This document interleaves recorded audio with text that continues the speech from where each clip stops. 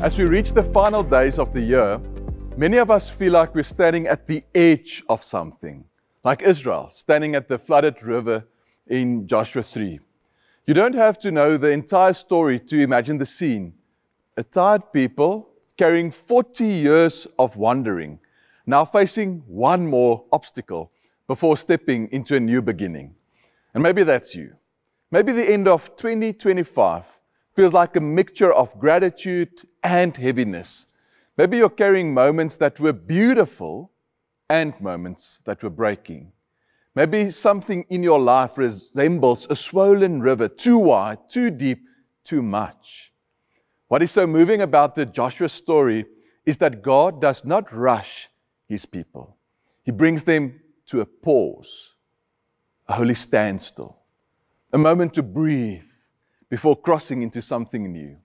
And the text shows the people looking back, remembering the wilderness, remembering God's provision, remembering the pillars of cloud and fire, and remembering the manna that met them each morning.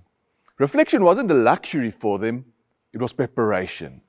And so at the end of the year, this is a gift God also offers us, the permission to pause, to stand at the river of our own hearts, and to acknowledge what this year truly was without denying, exaggerating, or rushing past it.